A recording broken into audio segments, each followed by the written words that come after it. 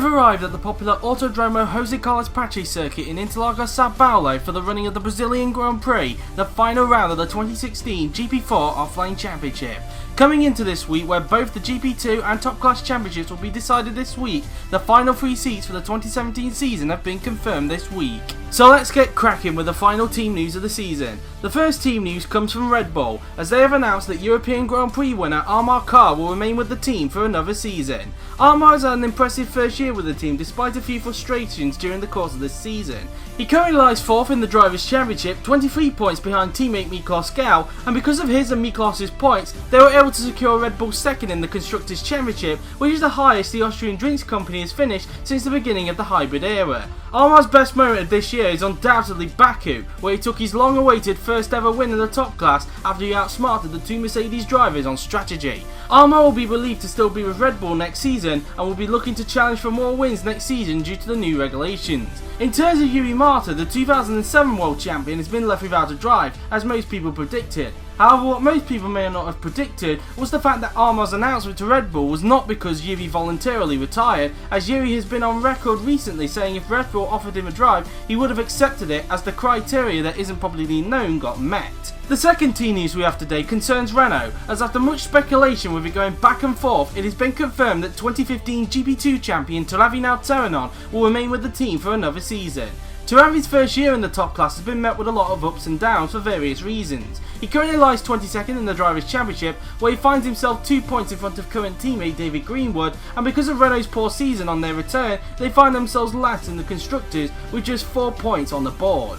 Taravi's season has been curtailed with a lot of bad luck, mainly down to the reliability of the car and the amount of times he has been taken out this season. He'll be looking to put his disastrous rookie year behind him and look to bounce back and make amends in 2017. His announcement means that he will partner alongside Irish veteran Evan Byrne next season, who will be returning to Renault for the first time since 2010, and it also means that for David Greenwood, as a result of this news, he has been left without a drive for 2017. The final team news of this year's silly season comes from Manor, as after much speculation, the Yorkshire-based team have confirmed that Brit Etienne Jones will remain with the team for the 3rd successive season. Etienne has had a mixed season with a few points finishes for the team, but also a few frustrating moments during the season. He currently lies 20th in the Drivers' Championship, and his team Manor lie in a comfortable 9th in the Constructors' Championship. Despite being beaten by rookie teammate Nicolas Pascali in the Drivers' Championship, he has managed to beat the Italian in the inter-team qualifying battle, and in the last few races has had the measure of his rookie teammate. As a result of this news, it means that Manor will be retaining a driver lineup for the first time ever in their GP4 OC career since joining the grid in 2010 as Virgin Racing. Etienne will be looking to have a better year in 2017 and hope to be on par with Nicholas on a consistent basis. As a result of this news, we now have a complete grid for 2017. So just to recap, here are the teams and drivers for 2017 in current Constructors' Championship order. Mercedes will retain the lineup of 2014 World Champion Jay McKenzie and maybe sooner World Champion Will Neller, who will enter his final season in the top class. Red Bull will retain the services of Amar Khan and 2009 World Champion Miklos Gau. Force India will retain Argentine Franco Lopez and Chinese driver Rick Yan. Ferrari will once again retain multiple-time champions Florian Volker and Joseph Willows. Williams will retain Roland Motrin and he'll be joined by 2016 DTM champion and a returning Julius Anderson. McLaren will retain Oliver Glazebrook and he'll be joined by 2014 sensation Roberto Gamba. Haas will have a new lineup consisting of Swiss rookie Joel Hutter and Brit George Roque, who will return to the series for a 3rd stint. Toro Rosso will retain the services of 2011 GP2 champion Franco Gamba and 2014 DTM champion Michael Mocho. Manor, for the first time in their history, will retain their lineup of 2014 GP2 champion Nicolas Pascali and Brit Etienne Jones. Sauber will have a new lineup consisting of returning German Felix Sontag and Italian rookie Paolino Tomaselli, and Renault will retain 2015 GP2 champion Taravino Terranon and he'll be joined by Irish veteran Evan Byrne, who will return to the French manufacturer for the first time since 2010. As a result of this news, we now know that these 5 drivers will not be on the grid in 2017. These are Haas's Gabriel Gomez, Sauber's Bartosz Kloss, Renault's David Greenwood, and the biggest ones being Williams' Roman Quarg and McLaren's Yuri Marta. There is a chance that some of the 5 drivers that we have mentioned may end up as test drivers next season, but whether they will or not remains to be seen. Speaking of which, 6 teams have already confirmed their test drivers for next season, and they are on your screen right now. Mercedes will once again have Lin Campana, Williams will have Chinese woman Loa Chung, McLaren will have 2015 Mana Marussia driver Matthias Terwek, Haas will have current Ferrari test driver Jared Fosbury, Toro Rosso will have Rifki Fakhrizadeh, who will drive a top class car for the first time since 2014, and Sauber will once again have Balint Zolga. The other 5 teams, Red Bull, Force India, Ferrari, Manor and Renault, are still yet to announce their test drivers, with offers being made to certain drivers after today's sessions via DM. So keep an eye out on Twitter or Discord to see if you get offered to be a test driver for one of the 5 teams available. In other news, the lineups for GP2 next year have also been confirmed this week, and to help me go through the driver lineups, I will pass over to current GP2 commentator Robert Ionescu. So let's get right into the team news. First, we're looking at the Prema team. They're retaining the services of Henry Watzel. He'll be joined by Ben Waldinger, who's jumping ship over from Carlin. Racing Engineering is up next, and they'll still have a Tomaselli in the car, but with Paulino Tomaselli's move to Sauber being announced, it means the only Tomaselli who can take the place is Alessandro Tomaselli, who moves to Racing Engineering, and he'll be joined by Thomas Anderson. Next is Russian Time, which still has the services of Maxim Titkov, but he'll be joined by the former DTM champion Balint Zolga. Laura Chang, one of the championship contenders who could win the championship, is not going to be driving at Rapax anymore next season. She's moving to ART Grand Prix, and she'll go alongside Jared Fosbury, who is already driving there. Up next we got Dams, where we have Andrea Federi, alongside the rookie who will be making his GP2 debut in Brazil, and it's Parachki. He drove in DTM for the season, but now he'll be making the move full-time to GP2. Up next at Campos, we got Liam Campana staying, the American, hoping to get some more good results. And he's joined by one particular face, which I'm sure nobody expected, but he is back. Bruno De Barros is back and he's joining Campos. Up next is MP Motorsport, with a new driver lineup of Isaac Fisher, who moves from the Dams team, and he's joined by DTM driver Chuck McCarthy. The Trident team is going to hire the services of returning Daniel Adventure, and he's joined by Formula E driver Chris Chatfield, who makes his GP2 debut for next season. Rapax is going to have Max Killen still in the series, and he is going to be joined by David Kupok, the German who is also coming over from DTM. Jamie Griffiths and David Suarez are teammates at Trident this season. They're still going to be teammates, but an entirely new team. The two of them are going to be driving both for Arden in the next season. And finally, the Carlin team has a whole new lineup consisting of Vietnamese Formula E driver Nguyen Hoan Min, and he is joined by another Formula E driver, this time from Greece, and his name, I think you know him, it's Thanos Vajukas. So yeah, this is the GP2 grid for next season, and some important things to note. Rodrigo Gomez and Xavi Perez, two of the championship contenders, did not secure a seat, they did not sign up. Also, Tomasz Pascual do not have a seat either. This is the class of 2017 in GP2. Thank you to Rob for going through the lineups. And to follow up on what Rob has just said, another driver who will not be on the GP2 grid next year, along with the names that Rob has mentioned, is Nicholas Zorbach, as the German, along with the other 3 drivers, didn't apply to re-enter GP2. So he, along with the other 3 drivers and anyone else that didn't get into the top class or GP2, will have to apply for either DTM, Formula E or the new British Touring Car Championship if they want to remain or enter GP4 OC in 2017. In other news, here is the criteria that the championship contenders need in order to win the title. If the 2 Mercedes drivers, no matter what order they finish in, finish 1 and 2 tomorrow, then McKenzie will win the title. However, if Neller wins and McKenzie finishes 3rd, then Neller will win his first World Championship. The fact that the gap is only 8 points between the pair of them just shows how inseparable both Jay McKenzie and Will Neller have been throughout the course of 2016, and we really hope for a titanic title decider here in Brazil. So which Mercedes driver will walk away with the 2016 title? Will Jay McKenzie become the 3rd driver in GP4 OC history to become a double world champion, or will Will Neller finally break the duck and win his first world championship, making the United Kingdom the first nation to crown 2 world champions in GP4 OC? Let us know in the live chat. And finally, in other news, this week marks the final GP4 OC top class race that JWF1 will host after 2 seasons of being the temporary host. Since April last year, JWF1 took over the series temporarily while Yuri has been away doing his time in the Finnish military and has created a lot of memorable moments in his short stint as top class host. I think it is fair to say that in a lot of people's mind, his temporary takeover of the series has been a remarkable success. Not only is it JWF1's final race as temporary host, but it is also Dioka's last race as the temporary GP2 host. Or is it? Because in an unexpected twist, it has been confirmed that DTM host Dioka will become the new permanent host for GP2 for the foreseeable future.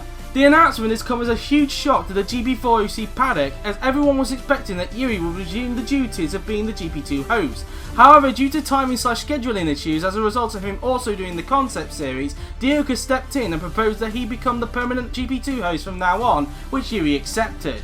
This means that both Dioka and JWF1 will still host 2 series next season, with JWF1 hosting Formula E and the new BTCC series, and it also means that Yuri will only be hosting the top class for the foreseeable future, meaning that 2014 was officially his last as the GP2 host. Despite this unexpected news, the schedule will not have any tweaks as we have mentioned last week, so no changes on that front. So we wish Flo the best of luck as he looks to hopefully host another great season of GP2 next season.